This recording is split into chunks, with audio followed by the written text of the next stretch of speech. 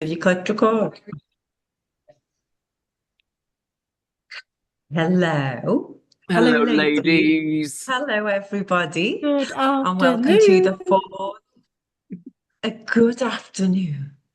Welcome to the Fourth House Collective webinar. This is our monthly webinar that we have started to host so that you can get to know all about us and what we do, how we serve, and how we show up, how we lead. And today is our first one, and we thought it would be really interesting to introduce ourselves. But I wanted to start with you, our Jules Kelly, who is actually down on the webinar That's Tanya frame Palmer. as Tanya Palmer. So the Stay Tanya with me in Palmer the is world. We actually don't need that. Hang on, hang on.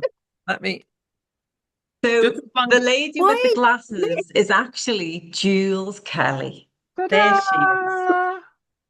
Ta-da! This is our Wow. life. This is This your is how life. we roll. And then the other lady within this is Tanya in the white. So Good yeah, we thought afternoon. we were talking last week about our journeys, and obviously we know each other very well, and the new business that we've launched, the Fourth House Collective, and we thought it would be good, obviously, to get to know more people and bring more people into our audience and into the work that we do. It's obviously to get to know us, to get to know what we do, how we got here, how we serve, how we show up. So we thought it would be good to start with Jules Kelly because it's an interesting story over the last 12 months. Is it a year tomorrow Yeah, tomorrow, where there 165 days ago. There was a big change. Obviously, there was a lot before that change, but do you want to start with where the change was from a year ago tomorrow, and we can go from there. So, a year ago tomorrow, I sold up our family home of 23 years and moved to a tent in a field. Sounds absolutely bonkers. And honestly, it was absolutely bonkers. And when I look back now, I think, how in the hell did one, I end up in that position? And two, how did I survive it? And I have survived it. And we have survived it. And I guess where we came from was Claire and I both work in embodiment and in human design and helping people transform from one state to another. And often that is women that get to a certain point in their life and they go, what is it all about? And we teach something called human design and we work with a concept called human design as well. And this is about us really stepping into ourselves out of this head and into the body and start listening to what the body wants. Because we get taught that we need to think about things carefully and we need to really have we sussed it all out and are we doing the right thing? And somewhere along the line in evolution, and for us, all of us, all three of us, I guess, we've been doing that in our heads for all of these years. And it got to the point where my body was talking to me. And it was the second time it was talking to me because it spoke to me again before. It speaks to us all the time. But at 47, I had a huge change. And then last year, I wanted space and freedom in my life. And I have a husband with serious mental health challenges, and which means that his ability to go to work is not consistent, and therefore I was working round the clock, all of the things to just pay for a roof over our head that we literally slept in, and that just didn't make sense to me. So I decided that we didn't need a 5-bedroom house for three of us and that we needed to do something completely different. So we put the house on the market, we sold the house, and then thought, actually, I don't know what I want yet because it doesn't feel right yet to make that decision. So that's why we went into a tent. And I think one of the main things that has taught me, two things. One is that you don't need stuff. all of those things that we hang our hat on. I drive this nice car and I do this, that, and I've had all of that. I've had the £1 million in the bank. I've had it all. If it doesn't light you up, it doesn't bring you happiness, it's just stuff. It's just energy that's stagnant and dragging you down. And it was keeping me rooted in a place that I didn't want to be, which was working 70 hours a week to pay the bills to exist. And so I decided to make a change, and that's extreme. So if there's any ladies out there are thinking of making a little change to their life or a big change to their life, you don't have to live in a tent. We just needed a breather to go, actually, what is it we do want? And actually, that period of like 3 or 4 months while we were in the tent before it got really freezing and it blew down, that we lived with the bare minimum of our things. Stuff was in storage. And then when it came to getting the stuff out of storage, actually, I didn't need any of it. And so people would say to me, are you absolutely off your rocker? Have you thought about this? But you know what? It felt right. And I'm a firm believer that if it feels right, if we teach the stuff, then it is right. And you have to go with it. Because I don't think the universe is here to trip you up. I think the universe is here to guide you on a path. And the changes that we've made, and Claire's made a lot of changes as well. In fact, it was all her fault. If we're going to apportion blame, it was all her fault.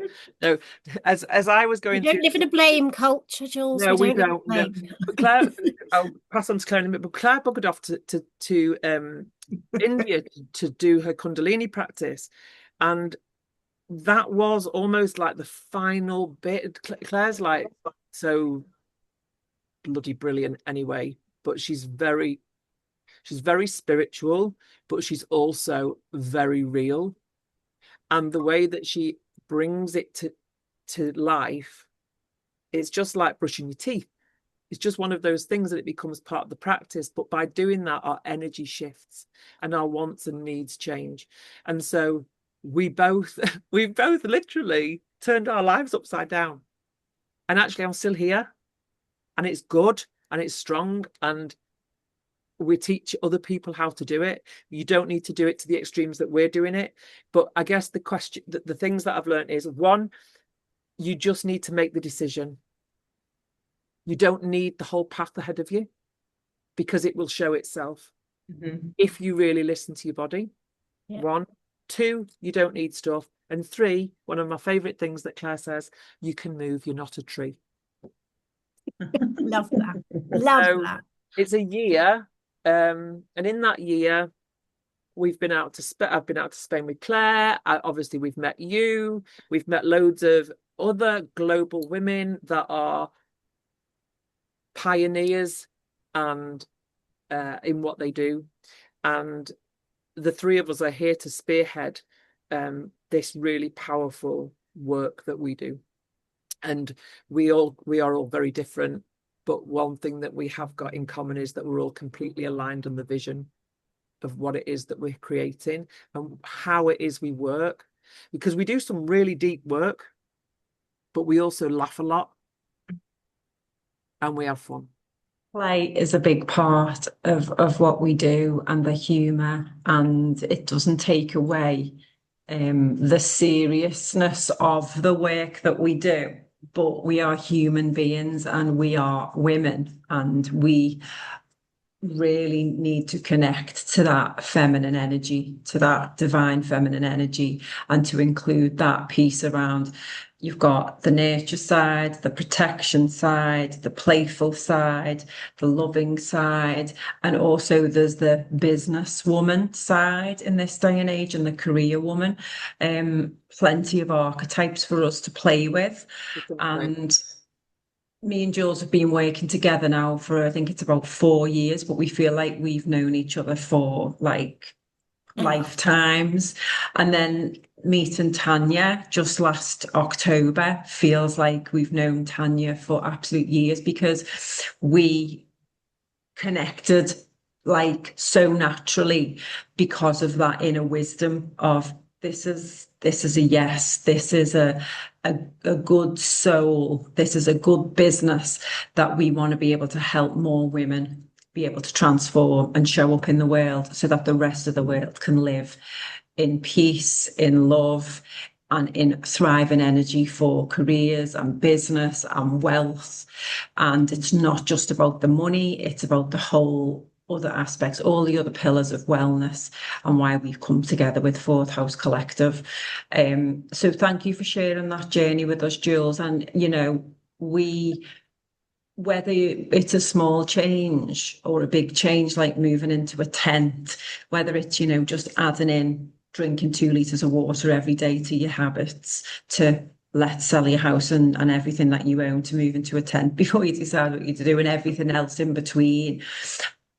It's a change, and it's a habit change. So I'm going to the extreme as to maybe what me, Jules, and Tanya have done, and I'll tell you a bit about my story in a minute, is it does take you to dark places. It takes you into the shadows of yourself, of who you are, where you've come from, going right beneath the surface of the iceberg into all of the subconscious patterns. So you're re-looking at your values, you're looking at your beliefs, you're looking at your identity, to who you actually are, because everything that you see above the surface is just the behaviors and the results of what you've accumulated over time. It's all surface level, but if you delve in, that's when you start to do that deeper work. And that's why it does get called shadow work.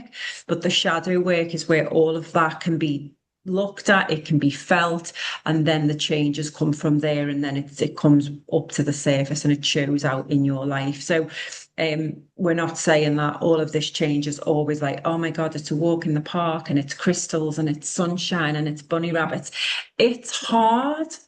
It's hard work. Massive. But if you truly dig in and dig into that soul depth, which is what we do, and for some people, that can be easier access than others. But we are there to nurture and support you along the way, and we'll take you as far as you need to go. But if we don't visit them places, then nothing on the surface will ever change, and you'll just keep reverting back to the old lifestyle, to the old patterns, to the old cycles, and then you'll say nothing's ever changing. But it's because you're not going deep enough.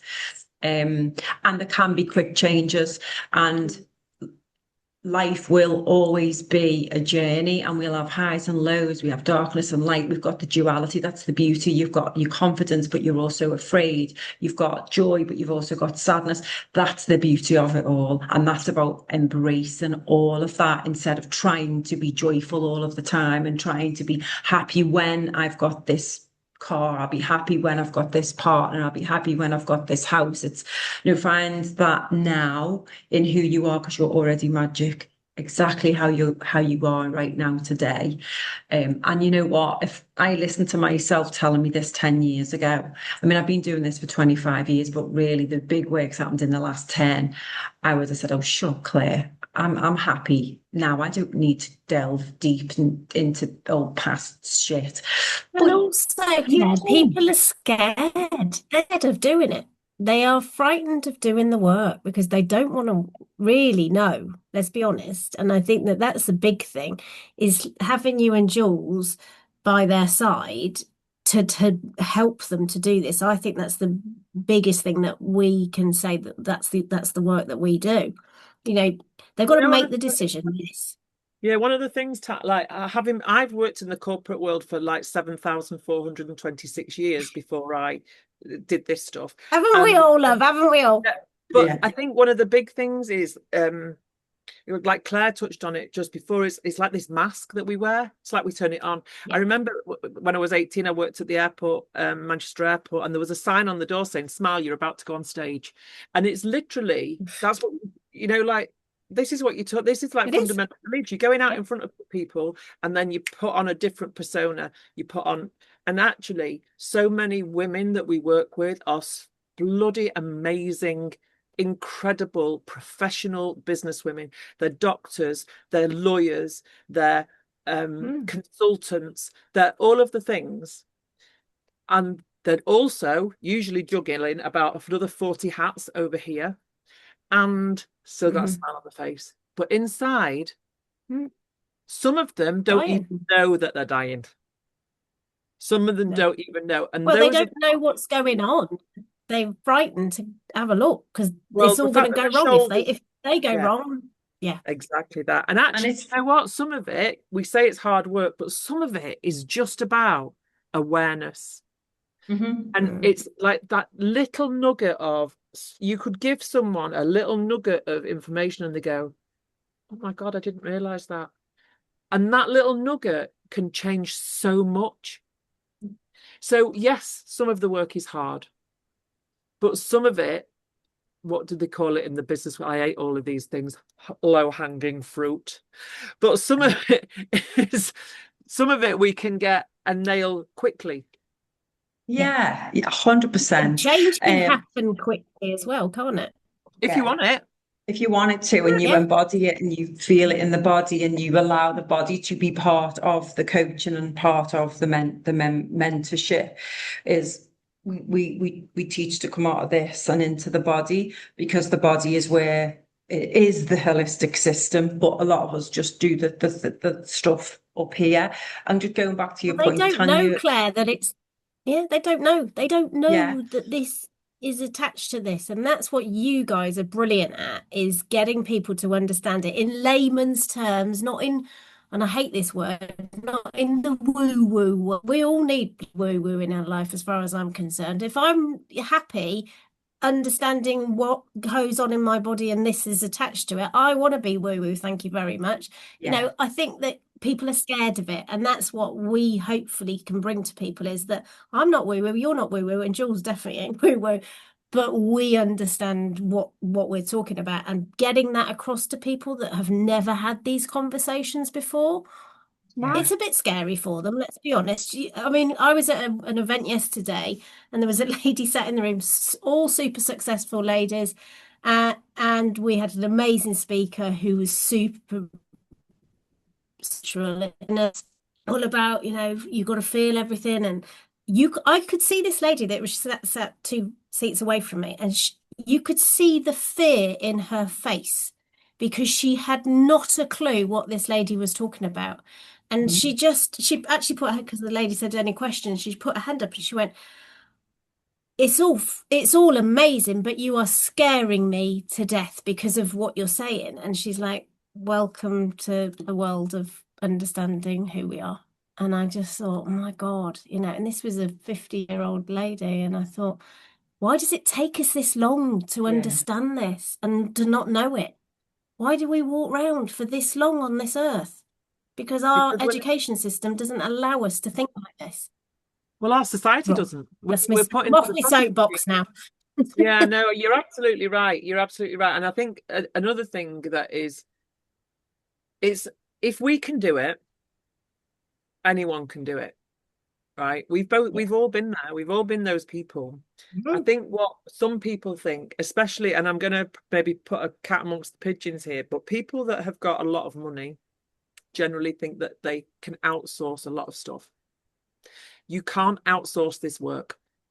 You have to be in it. You have to do Got it. to do the doing.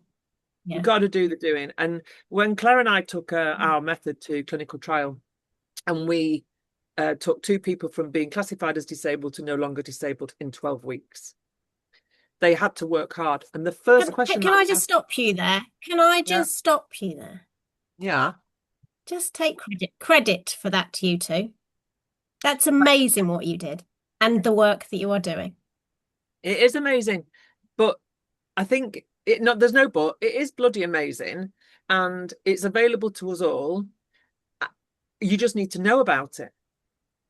But because it's not big pharma, and it's doing stuff that's Two women, 2 women just without two the women. doctor label. We've got more qualifications than you can shake a stick at, but one of them isn't doctor.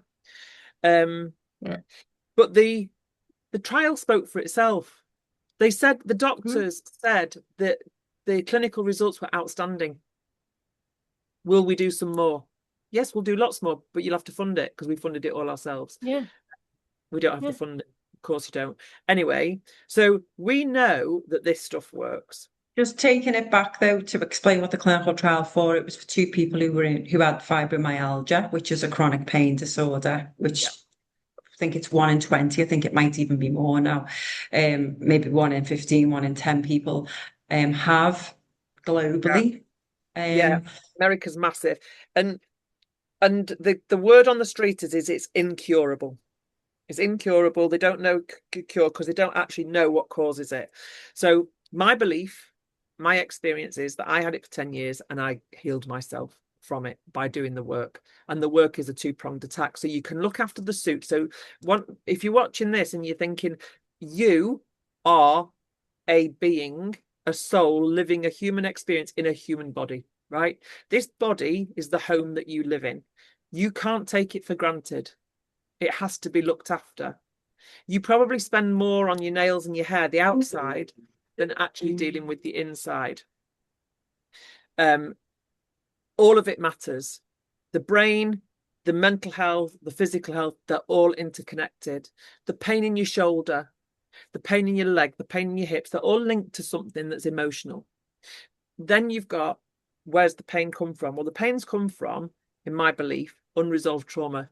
The trauma response that's sitting in the body and the fascias of the body that needs to be released. And that's the work that we did to release it. And these people went from being in absolutely excruciating pain with their hands literally tense like that, where the wife had to open his fingers, to back to work, got promotion, all of that, like normal. One woman couldn't walk to the bin when I asked her to go for a walk. She said, I can't walk. So I said, right, well, can you take the bin out this week? She took the bin out. At the end of the trial, she was walking up mountains.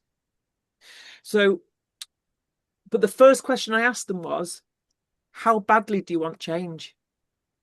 And what are you prepared to do to make it happen? And they said anything. And I said, well, I'm invested in it. Claire's invested in it, but you need it more than we need it. So when they fell off the wagon, because it's a lot of work, right? When they fell off and they felt rubbish, okay, what did you do this week? Well, I didn't do this and I didn't do that. And I thought you were prepared to do anything. Yeah, I am. Okay, let's get back on the wagon. So the change. Well, look, we're human, like we're 100% we're human, but you have to have the choice. You make the choice. And Claire and I say you've got one life and you always have two choices. Whatever it is, you can choose to move. You're not a tree. You choose yes or no. And if you're going to choose yes, then do it. Yeah. Don't be dancing around your handbag. For sure. It's that whole thing, isn't it, around the self-discipline piece for me. And instead of calling it discipline, I call it self-devotion, so that you devote that energy and that time to yourself, so that your future self will thank you for it. So if you do something this morning that you've promised yourself to do, it could be going for a walk, it could be drinking the 2 liters of water in the day, or to the promise that you've made yourself to go to the gym, to do an embodiment practice, to do a little bit of breath work, whatever it is, something that brings you joy and gets you energized. If you do that, you know that your afternoon self will thank you for it, and you'll feel more productive, you'll feel better, you'll feel more present, you'll feel more joy. You just need to dedicate that time to it. And the more that you make those promises to yourself and you build those habits over time, the better your life will become, and the more you'll be doing that work below the surface and in that subconscious way naturally, that it doesn't feel like hard work anymore, because it becomes a new identity. And I think, going back to your point earlier, Tanya, is a lot of people don't know this stuff. They don't believe that they can change, or they're not even aware that they can change. They don't realize they've got choices, and they might have 6 choices in front of them, but they could all be hard, difficult choices or challenges. But you've got choices. It then opens you up to a whole new world, to know that it gives you hope and that you can change for the better. But a lot of people are scared of the unknown as well. So it's like, well, I know what my life is like here. I know what it's like here today, next week. If I just stay the same and I keep pushing through, I know what the outcome is. But you still might be in pain. but you know the level of pain, so they can't see beyond that. And it's having those conversations and getting them to understand, well, if you stay here, you're never going to move to here. So what needs to change here? And what are you afraid of? Because surely nothing is more frightening, like what when Jules had fibromyalgia, she knew there's nothing more frightening than staying the same in that pain, or she has the choice to change and get well. And she chose to get well. Yeah. Mm. And it's the same It's with nuts, isn't changing it? your life in How any this, way. yeah. No, I But said we put ourselves in the box, don't we? We put ourselves in between here. I was listening, I think it was one of the Peter Crone podcasts, and he said, we put ourselves in a one-bedroom apartment, our brain. And when you suddenly start opening your mind up and working through these things that take you out of it, you suddenly realize you've got this beautiful mansion that you can live in with 22 acres. But unless you know, you just live in your one-bedroom apartment. And I thought, what a brilliant analogy. it's a great You know, analogy, it's that one. just so simple to think. Yeah, I really love that. I was like, wow.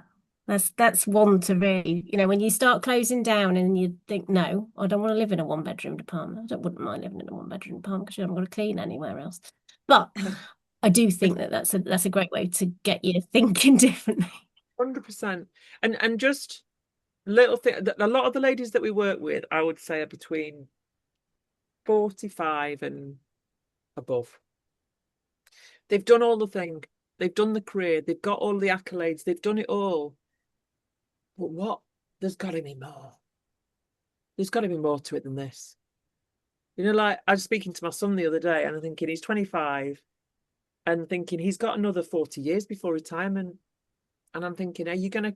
He said, there's no way I'm going to carry on doing that 40 years. No way. I'm going to, because this new generation now are here to live their life, not to work to live, not to live to work, but the other way around.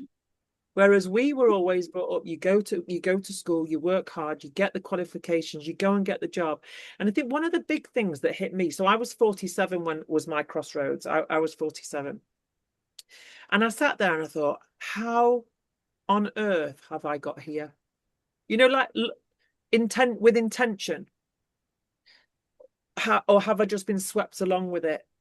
When was it that I decided that I wanted children, like intentionally? Or was it just always there? And I'm thinking, I'm 47, I've got 2 kids, I've got this, I've got that, I've got a chronic health condition. What happened? And then I go, right, well, do I want this? Yeah. No. Yeah, I'll keep the kids, they're all right. But, like it's about taking ownership, taking control back and having that chat with yourself to go, right, what is it that isn't sitting right now? And for a lot of us, that will feel like frustration. So if we're feeling frustrated, that's a sign that something's not right. Some of us will feel bitterness. Some of us will feel anger. And some of us will feel just disappointment. So there's this 5 different emotions all kind of linking to the same thing. Yeah. But it's that feeling is the tap on your shoulder to say, what is it that's not working? Because it's something. Otherwise, you wouldn't be feeling it. And rather than pushing it down, I always say your stomach. I've always, I am a gut person. Yeah. And I think if something in my stomach is not right, it's not right. I know there's a problem.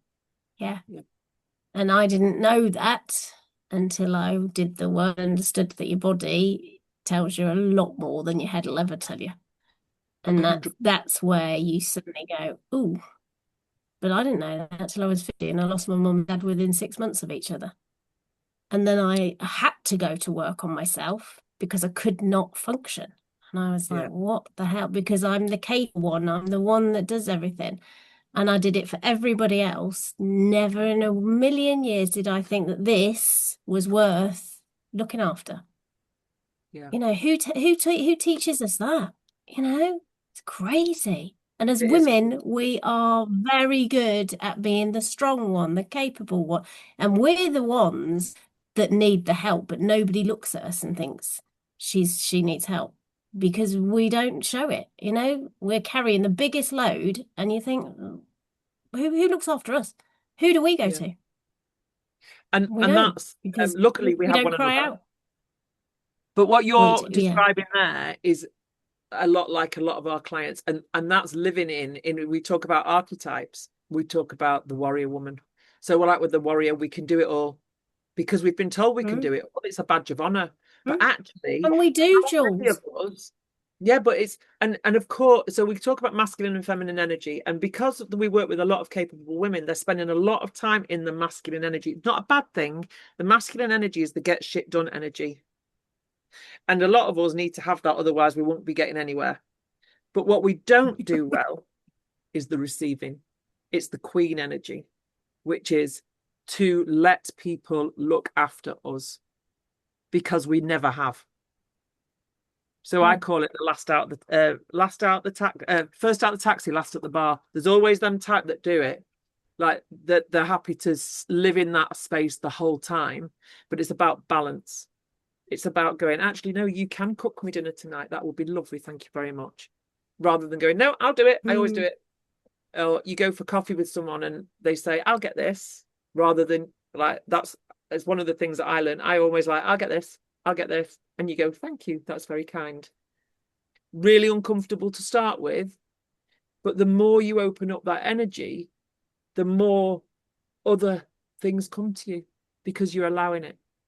And this is the stuff that Claire teaches so beautifully, is opening yourself up. Claire, do you want to talk a little bit about your story? Because I think that's really important that people understand you and what you do, because you're the one that I think people really need to get their head around, because embodiment means nothing if you don't understand it. Yeah. So I've been in the world of coaching and leadership and mentorship training for like 25 years, and loads of qualifications and concepts, and good at doing the talk when it comes to leadership development, emotional intelligence, and being emotionally aware. And then oh God, it was 12 years ago. I was 38 at the time. Personally, I went through a really difficult time with my husband, Mark, and we split up for about 12 months. And it was a really dark time. The kids were only young. I was working 60-hour weeks in the corporate job I was in.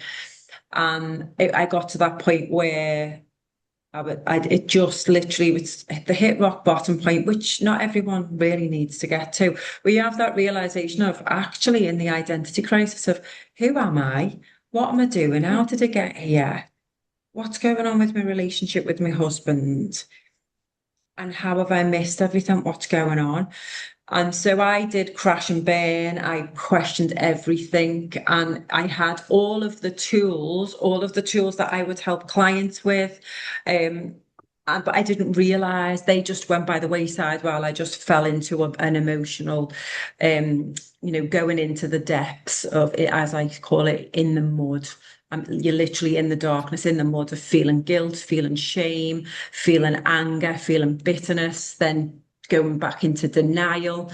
But I knew I had to sit with that. I knew I had to just allow myself, accept where I was, and just forgive myself, because like Jules was saying, I was the woman that got stuff done. She didn't cry. She was always there for friends. She was always there for family. And I was always the one that was fine. And I just fell apart. And a good friend of mine said to me, come to this yoga class. I want you to come to yoga because I think it'll really help. And I was like, no, I don't like yoga. I don't like it. I like going to the gym. I I love doing really hard classes, like constantly Beast doing. yourself. You got to beast yourself now.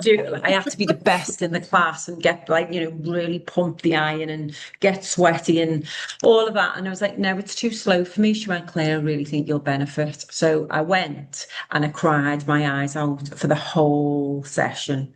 And she was just holding my hand when we were in Shavasana at the end, and she was just looking at me, and I was just like, not doing this again. Don't let me ever do this again. And then that was my journey into yoga, and the release of the body was like, I could feel like bits of the body starting to loosen up again, where I've been holding stuff over the years. And then I signed up to do yoga teacher training, and from that, went into from hatha yoga, discovered Kundalini yoga, which is definitely more of a spiritual um well, it's a spiritual concept, but it's got science attached to it as well. So it's all to do with the fascia, the nervous system, and the brain, and the spine, and our energy that's based within the spine, at the base of the spine, and how we move this energy through the spine and through the chakras, which is the spiritual side of things. They're the energy centers. And coming into practice with Kundalini 4 years ago, and then becoming a Kundalini yoga teacher, it's very much around somatics, and it's about breath, it's about movement, it's about sound, it's about meditation and stillness. So you've got those four elements to it. That has been the biggest shift for us over the last 2 years, and hence why it really got us in touch with our body and the answers within the body.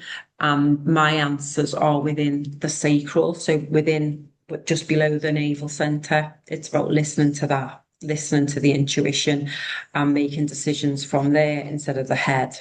And hence why I am now sold my house last year, and I've bought a house and living in Spain. But you So didn't that's live in where a I got a tent. tent and you've got a villa with I a pool. didn't get to live in a tent. I wasn't that extreme. Well, you know what? You missed your chance and split your pants, Queen. However, the thing is about your tent, is your land. Yeah. So you had land that you bought Way back when. intuitively a good few years ago, but intuitively a good decision. You didn't know at the time. You bought the land, and then now that's the land that you are there on for now, until we know what's happening, because you're still feeling into that. And yeah, I am in between the UK and Spain, and it was a real quick decision. We decided to go for it. Me and Mark, actually, by the way, I said it 12 years ago, we went through a bad time. We worked through it. We got through it. You're fabulous now. And he was someone who said he was like a robot. He's got no emotions. That was always all he ever used to say to me. And then when we did split up, and he finally realized that he needed to do some work himself, he actually was given a book. What's the Chimp Paradox? And it was a book that I actually had because of the nature of what I do. I have the shelves full of personal development books, and one of his friends had said to him, read this. I think it'll really help you understand the brain and how your body works. And him reading a few chapters of that then got him to go, actually, I've just pushed everything out in terms of how I feel, and just he's very logical. So he came into the emotional place. I was in an emotional regulated space when we came back together, and we made it work. And our relationship now is the best that it's ever been, because we worked at it, and we actually talk to each other about how we feel. We have those open and honest conversations. We never used to. We were too busy. We used to push conversations out the way, because like, I'm too busy to have that conversation with you. And Mark saying to me, I've got no emotions, I'm like a robot, I don't want to talk about that, let's just get stuff done. And then the kids were there, always in the way. So now it's real meaningful, intentional conversations. And yet life can still be really busy, and he's back in the UK at the minute, but we know to check in with each other. And if I know when he's not feeling too good, and he knows the same, and vice versa. And it's just such a much better way of living. And it's great because the kids can see it, they can feel it. And we have a really honest family unit, and we're very present with the kids.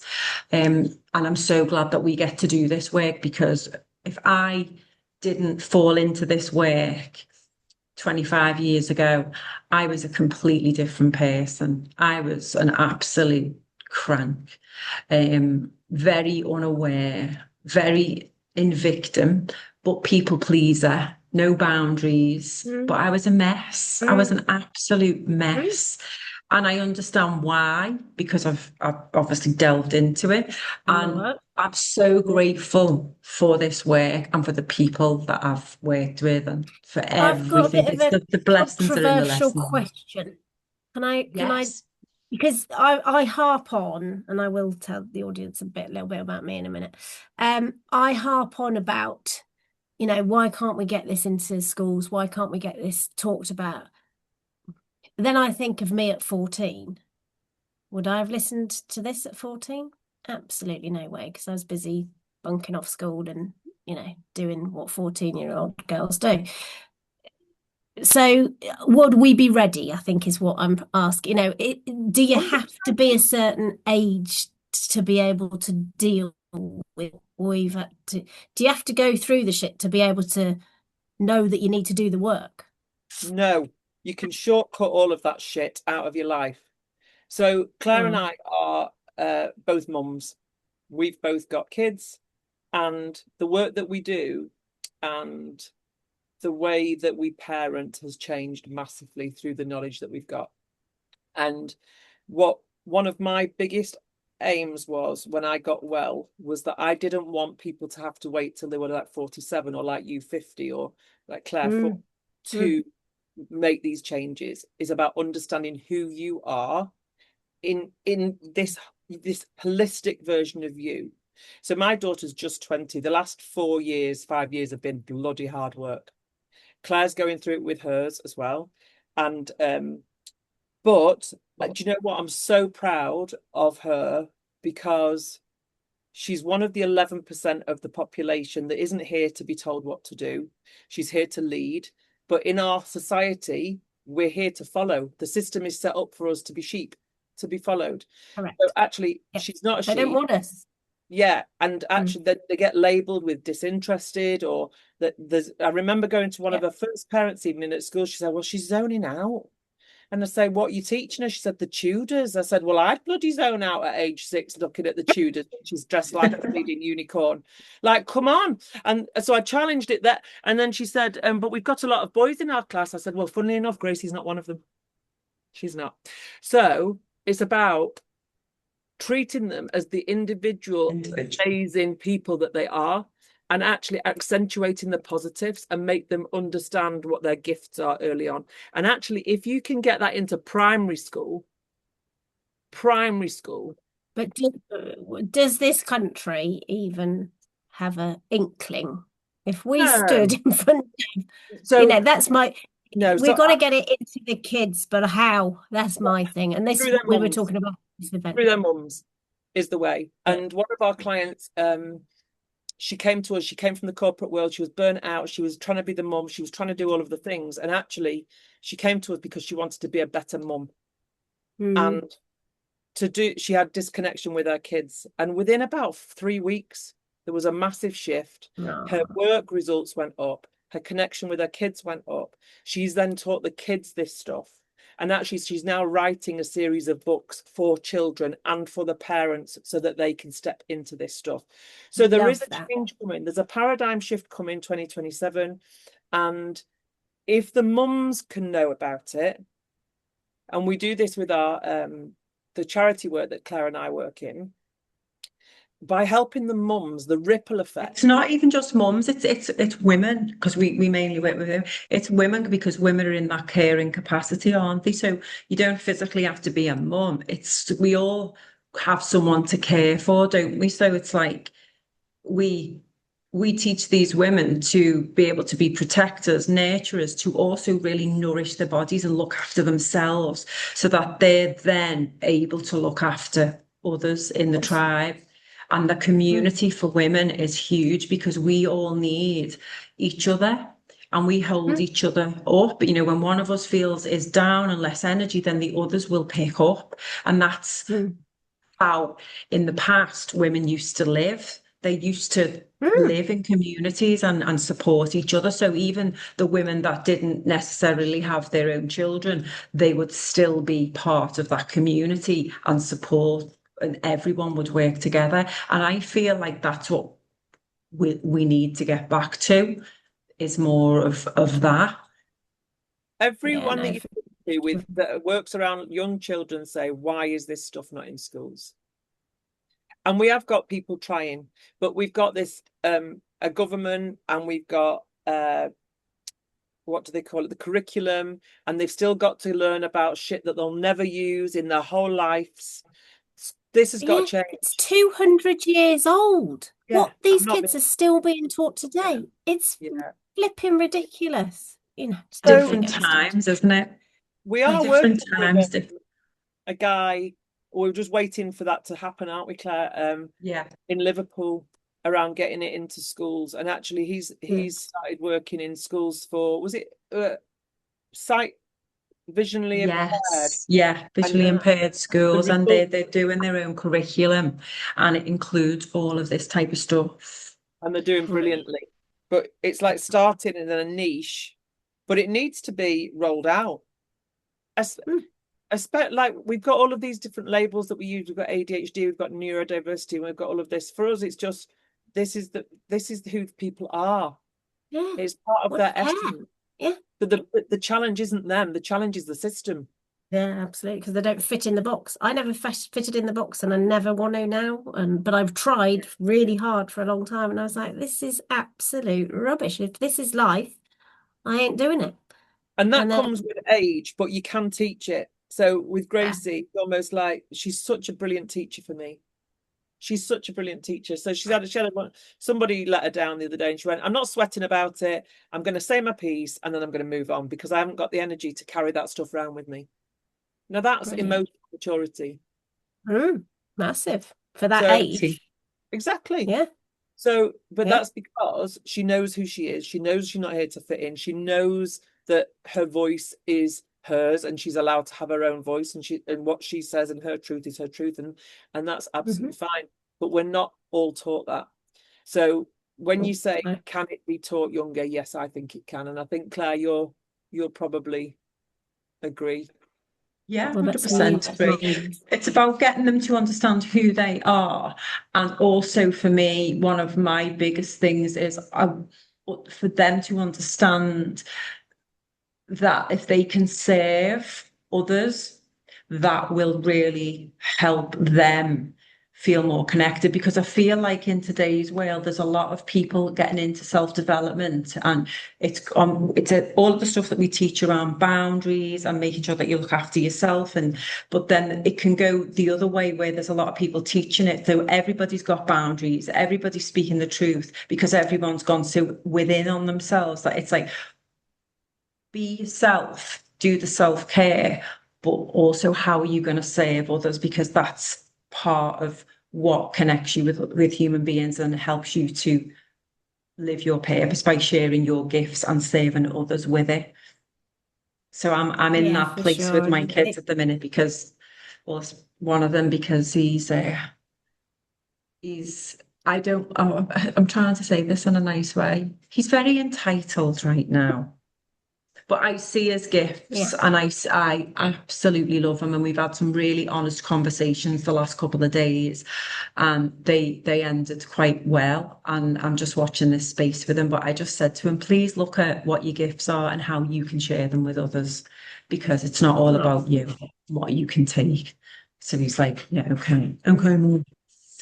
But those honest conversations are great, because instead of me trying to ram stuff down his throat and you need to do this and you need to that, it's like, no, because he's his own person, and he's going to learn along the way from his own mistakes, which again, we all need to make. It happens, doesn't it? But he'll learn quicker and faster.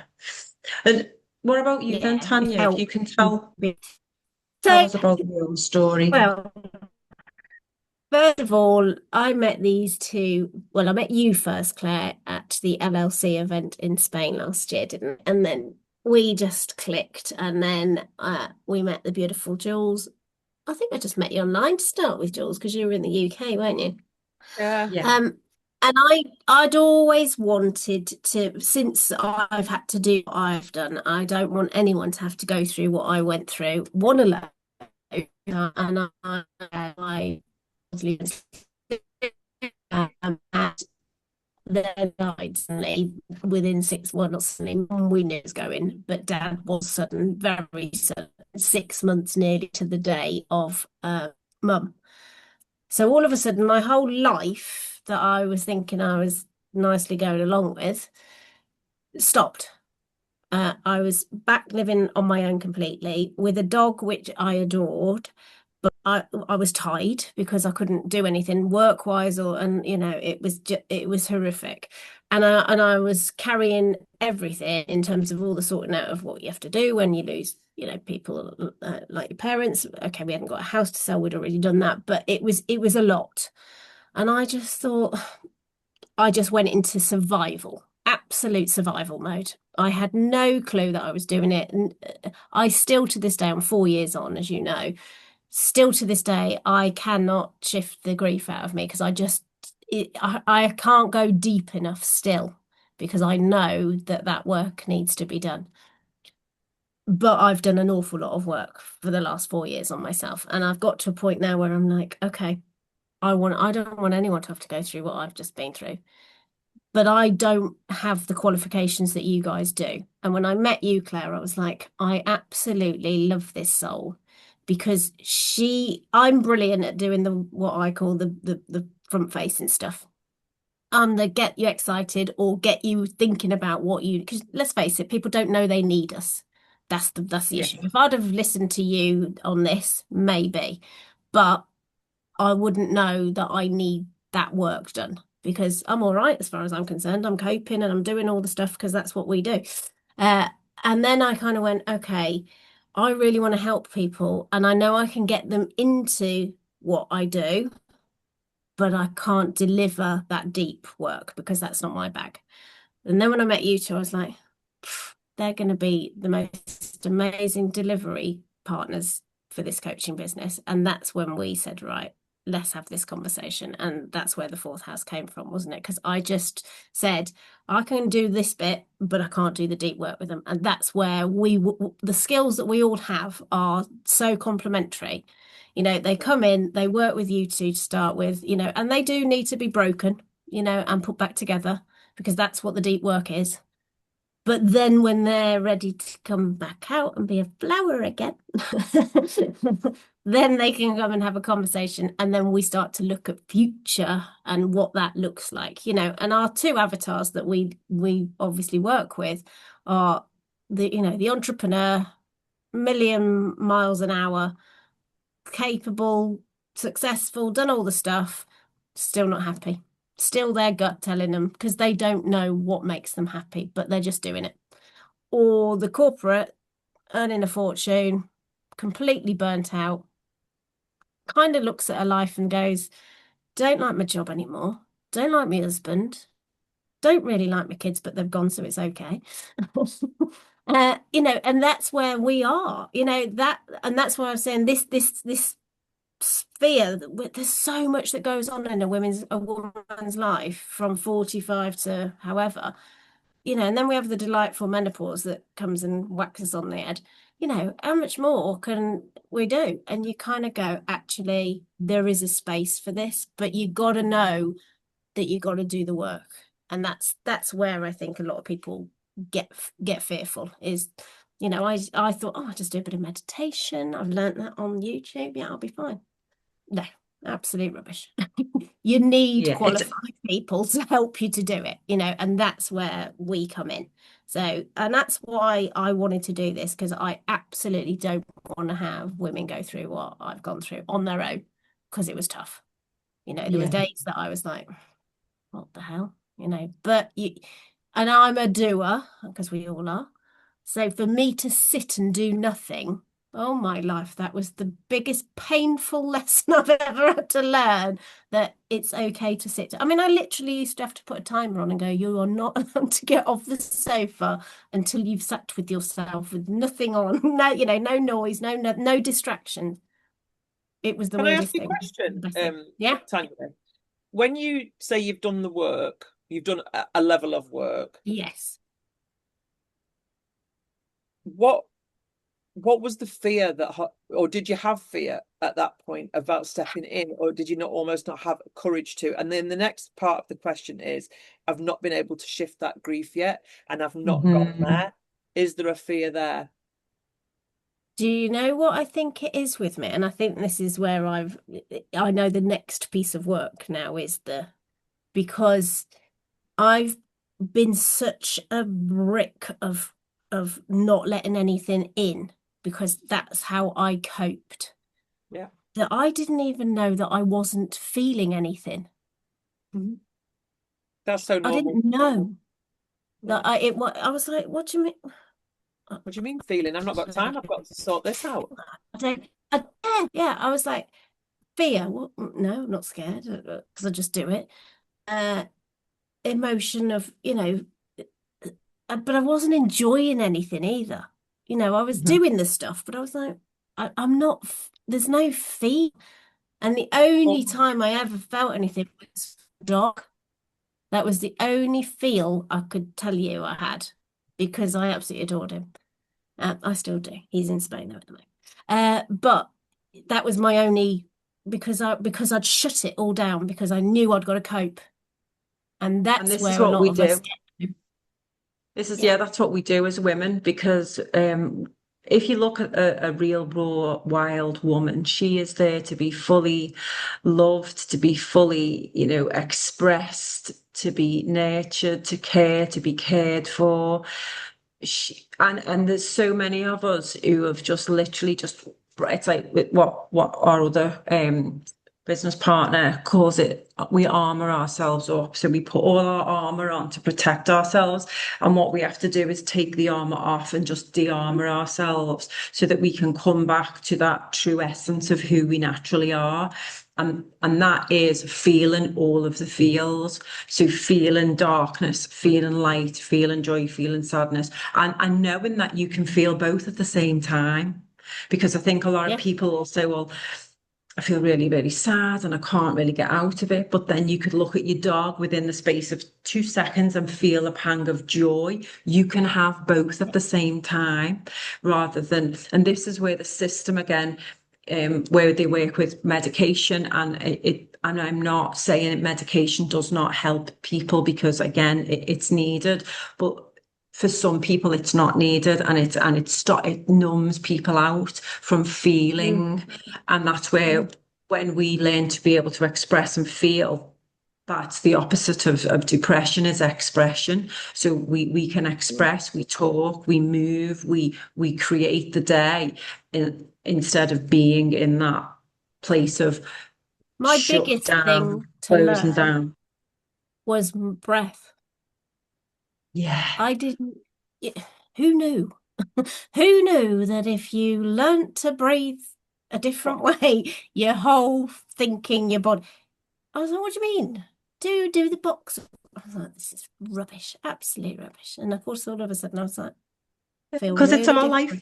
it's our life Yeah, force energy, isn't it? It's what keeps us alive. But because the body's yeah, so clever, it does it for us.